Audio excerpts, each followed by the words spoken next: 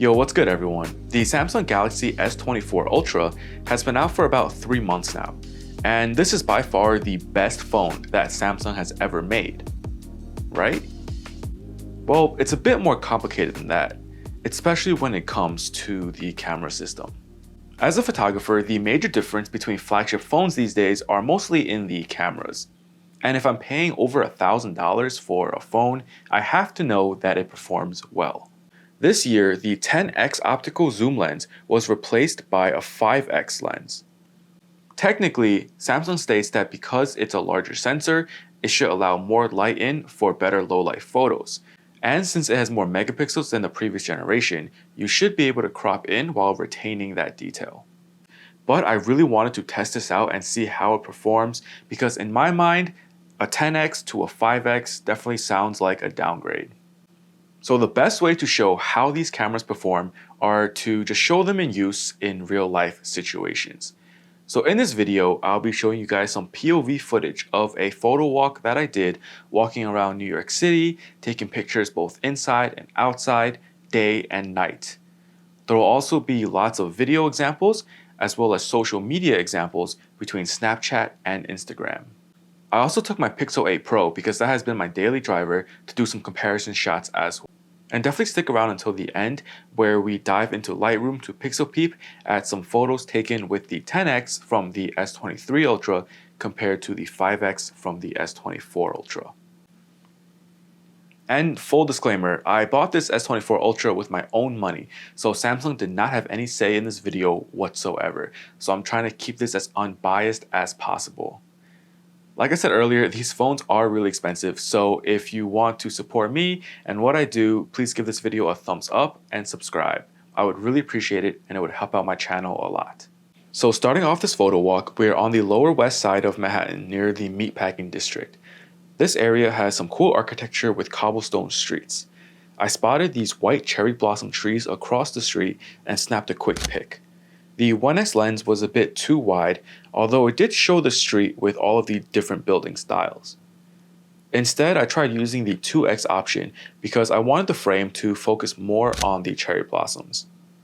And lastly, in the same spot, I tried the 3x lens to get an even tighter crop, and I liked how part of the taxi was also in the scene.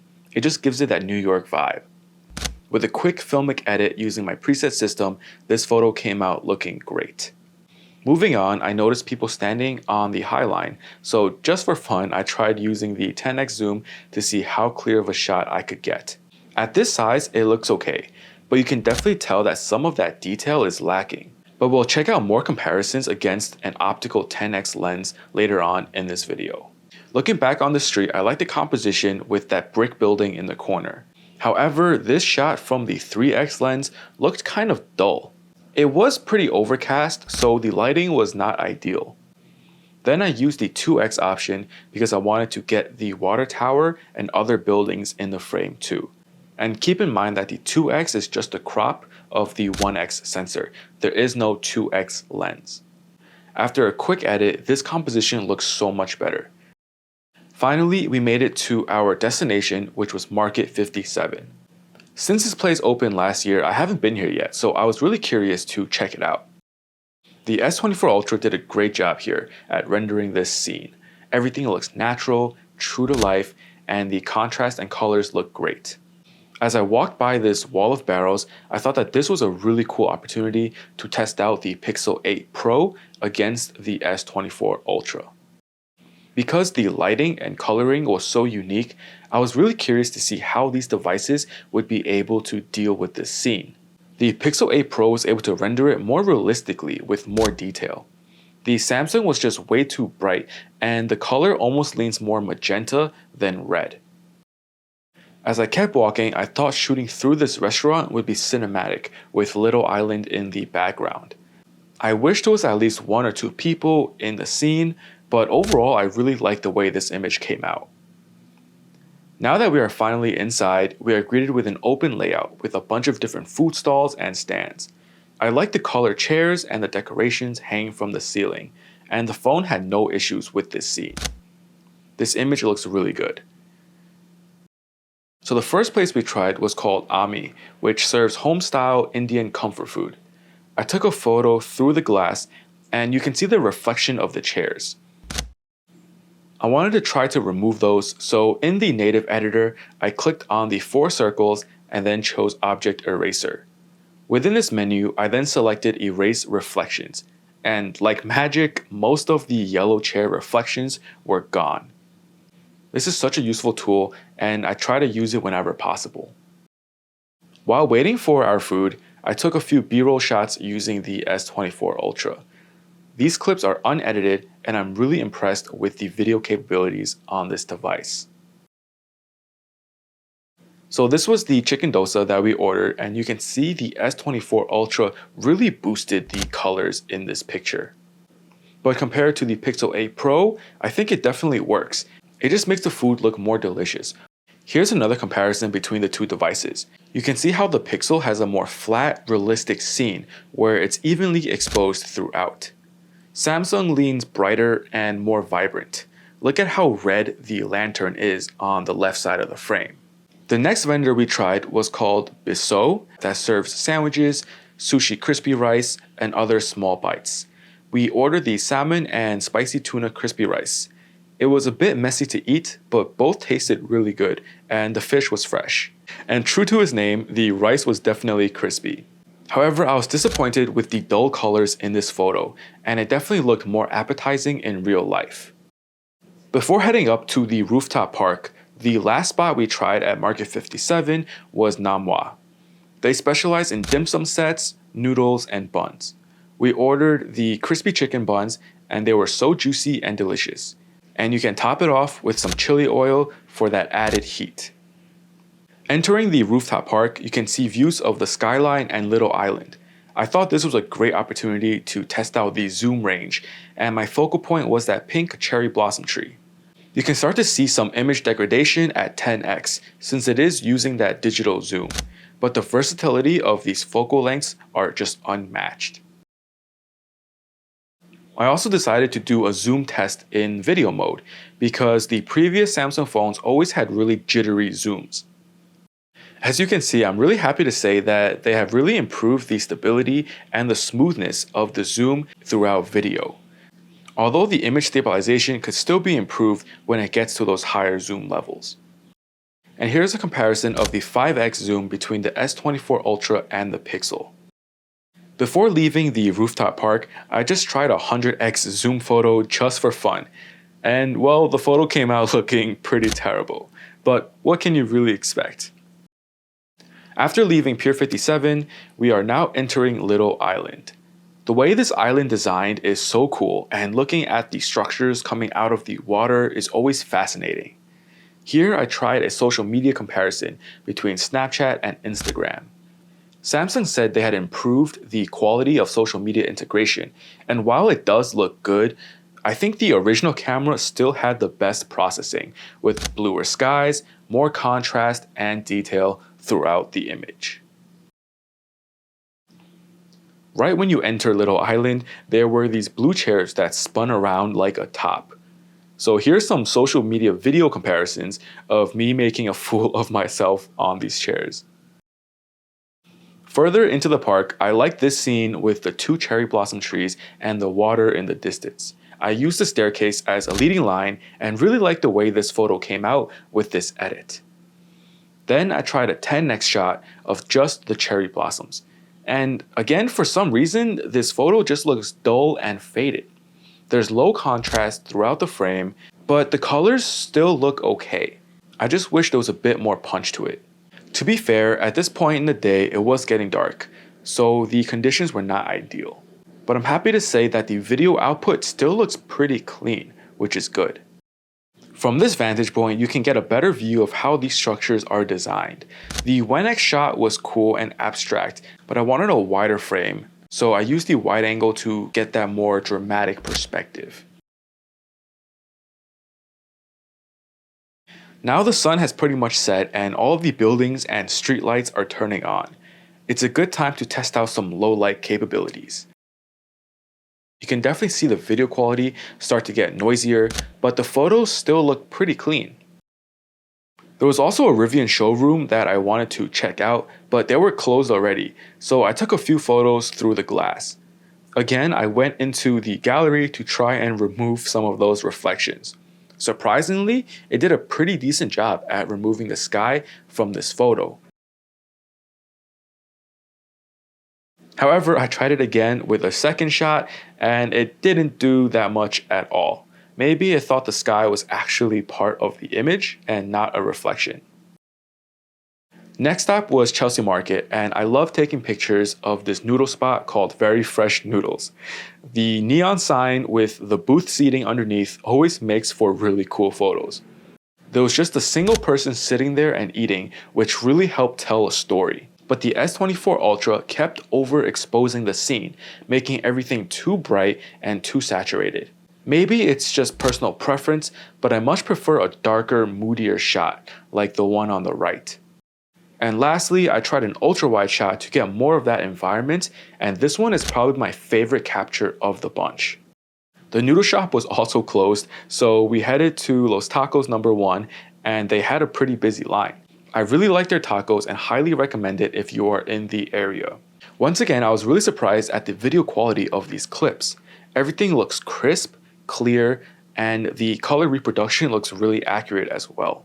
However, the photo looks a bit washed out and overexposed. And this shot was taken in the terrible outdoor lighting, but it still looks halfway decent. So the image quality is definitely inconsistent with the processing.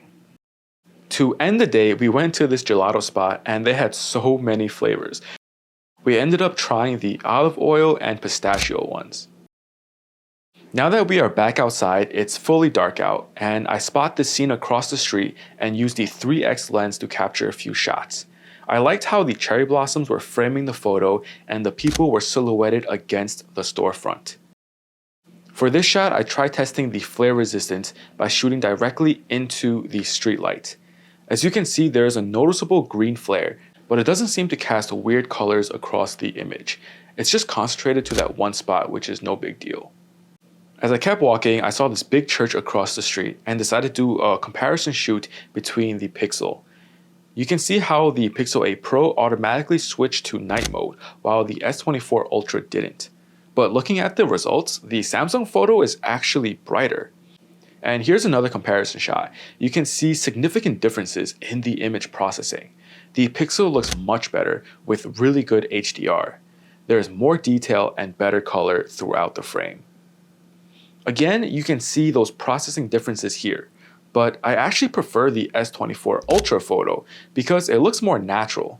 The Pixel is trying too hard to even out that exposure within the pizza shop. Lastly, I tried a 10x digital zoom shot on both devices since they only have 5x optical lenses. Again, the Pixel is trying too hard to expose for those highlights, so I think the Samsung has better processing in this example.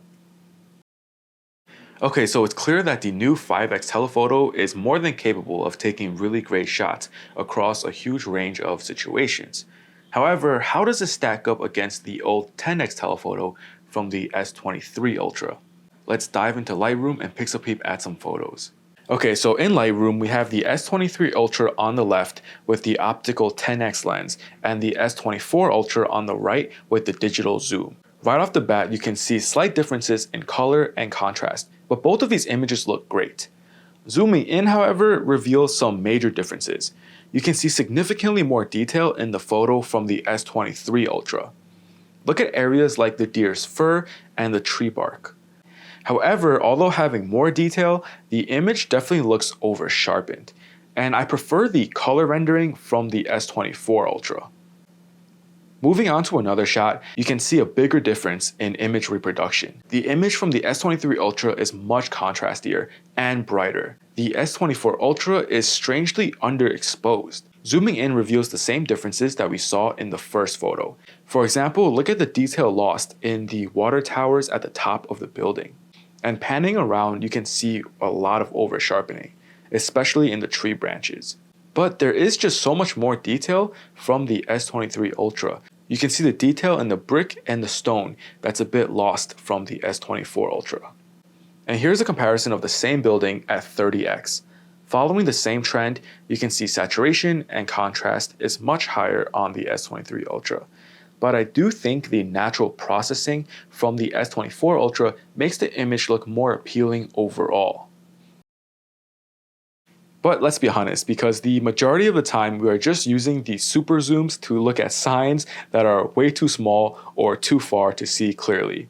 So here's an example of 100x zoom at a no parking sign. The clear winner is the S23 Ultra. While you could make out the text from the S24 Ultra, it's just not nearly as clear. And here's an example of the 10x comparison at night. And this one surprised me because I actually much prefer the S24 Ultra image.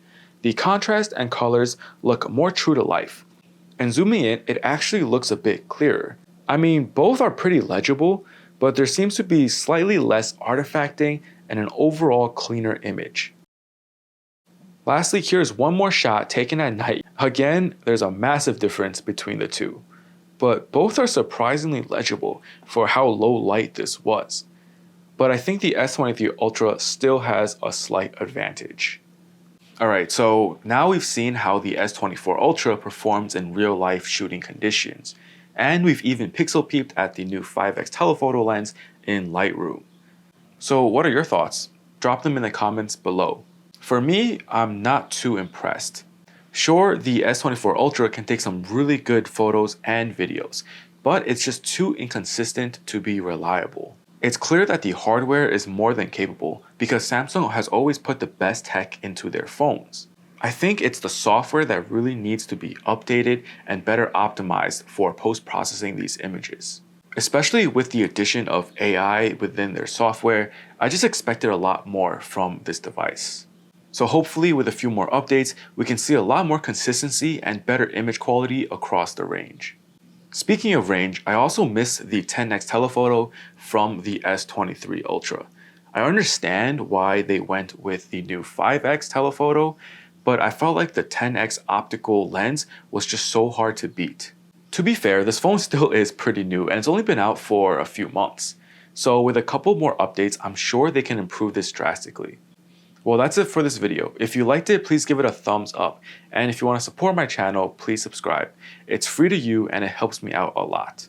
And if you liked the filmic cinematic edit on some of the photos throughout this video, definitely check out my preset system linked in the description. Thank you so much for watching and I'll see you next time. Peace.